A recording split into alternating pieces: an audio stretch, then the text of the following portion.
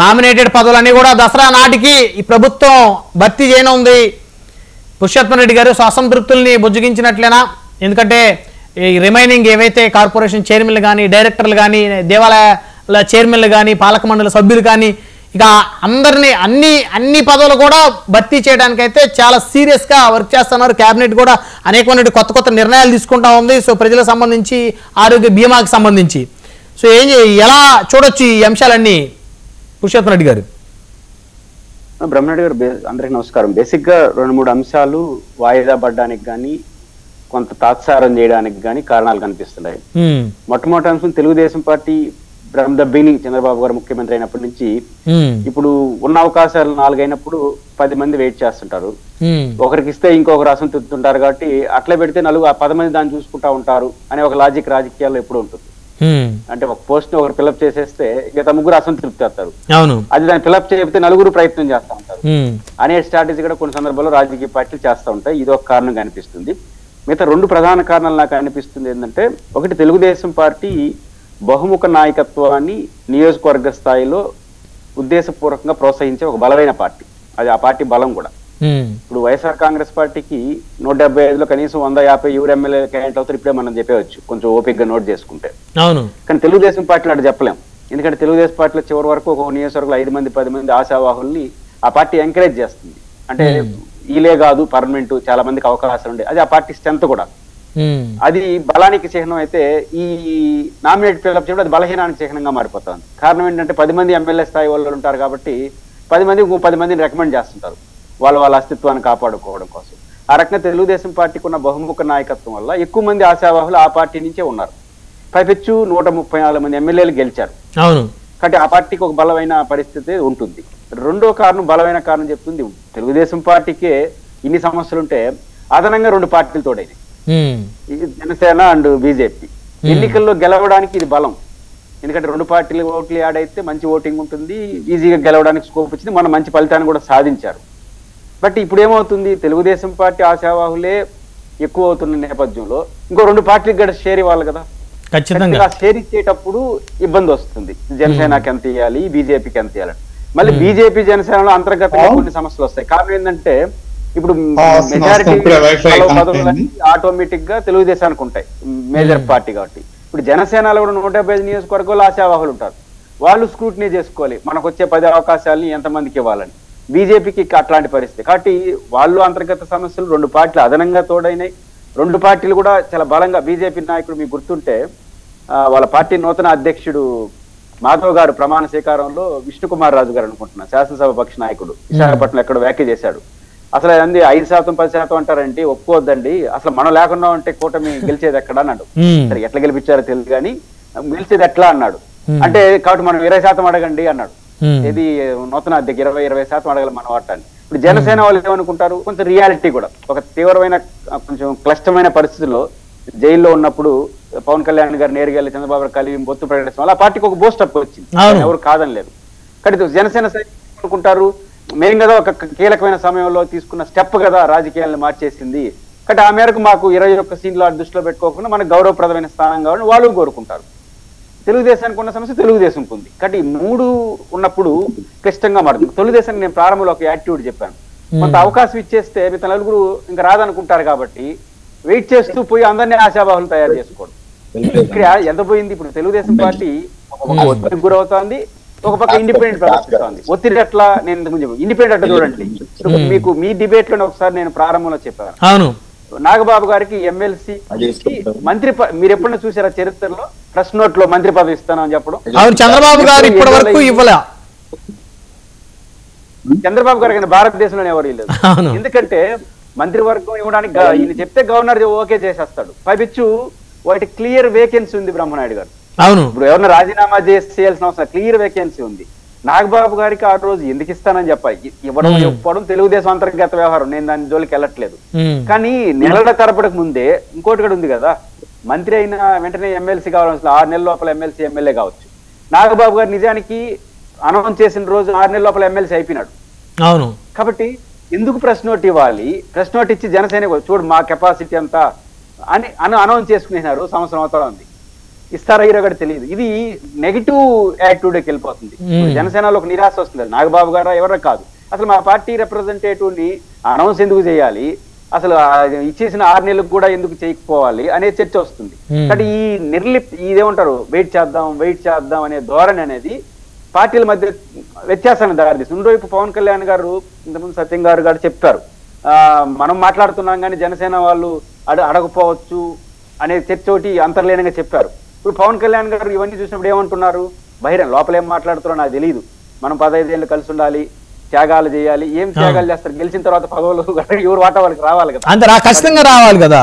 ఇప్పుడు వాళ్ళకి వచ్చినాయి, అధినేతలకు వచ్చినాయి పదవులు, కార్యకర్తలకు రావాలి కదా సార్.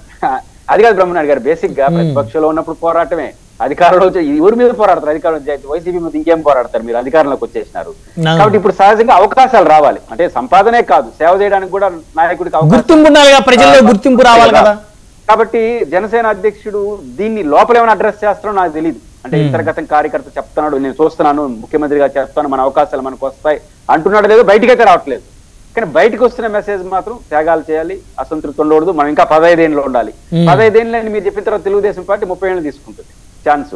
ఎందుకంటే ఎట్లా 15 ఏళ్ళు ఉంటారు కదా, వెయిట్ చేయండి అని కూడా చెప్తారు. కాబట్టి ఇట్లాంటి పరిస్థితులు బీజేపీ మాత్రం ఈ విషయంలో చాలా పర్ఫెక్ట్ గా ఉంది. వాళ్ళకి అడగరు, కరెక్ట్ గా ఖాళీ అయిందా లేదా కొట్టేస్తారు. ఇప్పుడు 2 రాజ్యసభ సీట్లు కాదు, నిన్న ఈ కార్పొరేషన్ డైరెక్టర్లు వాళ్ళు ఎక్కడా కనిపించలేదు.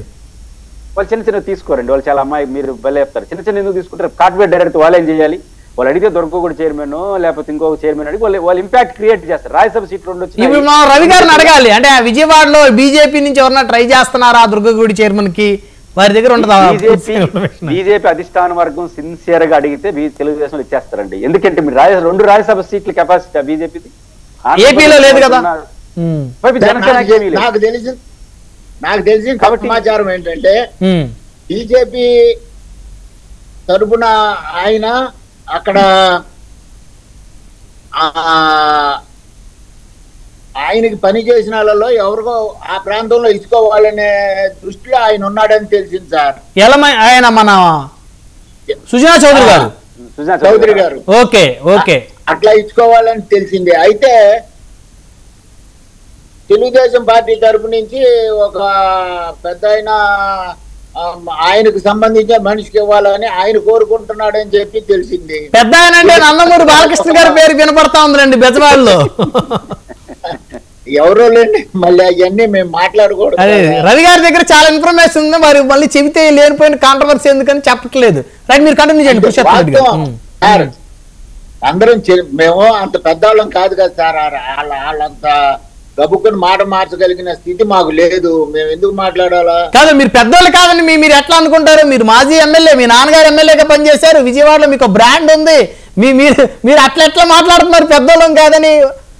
వాళ్ళకన్నా సీనియరే మీరు సార్. పెద్దవాళ్ళు అంటే మాకు ఇప్పుడున్న దృష్టిలో అవి కాదు కదండి. క్రైటీరియా ఏంటి అంటే అది వేరు. అంతేనంటారా? రైట్, పురుషోత్తమ్ రెడ్డి గారు కంటిన్యూ చేయండి సార్. నెక్స్ట్ శివరాం ప్రసాద్ గారి దగ్గరికి వెళ్దాం. మీట్లో ఉన్నారండి.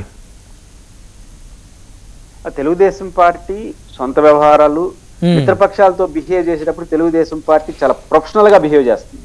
అది ఆ పార్టీకి ఉన్న అసర్ట్. ఎప్పుడు తొందరపడదు, డెసిషన్ తీసుకునేటప్పుడు చాలా ఓపిక. మిత్రపక్షాల యొక్క సహనాన్ని పరీక్షిస్తా ఉంటుంది తెలుగుదేశం పార్టీ ఎప్పుడు కూడా. ఇప్పుడు సిపిఎం అనుభవాలు చూసినాం, బీజేపీతో ఒక బీజేపీ విషయంలో కొంచెం వాళ్ళ పైన వాళ్ళకున్న కెపాసిటీ. ఇప్పుడు రెండోది కొత్తగా ఏమొచ్చింది మీరు చూసారు మొన్న, ఒక పక్క పొత్తులో వీళ్ళందరూ ఉన్నారు, ఎన్డీఏ కూటమి. బహుశా వీళ్ళు ఎవరినైనా ఉపరాష్ట్రపతికి అడిగారో లేదు నాకు తెలియదు, కానీ డైరెక్ట్ గా జగన్ గారిని అడిగారు, రాజ్నాథ్ సింగ్ గారు. మరి అడిగారలేదు కదా తెలియ, అట్లా ఆయన సపోర్ట్ చేస్తానని కూడా అన్నట్లున్నారు కదా, అన్నట్టున్నారు.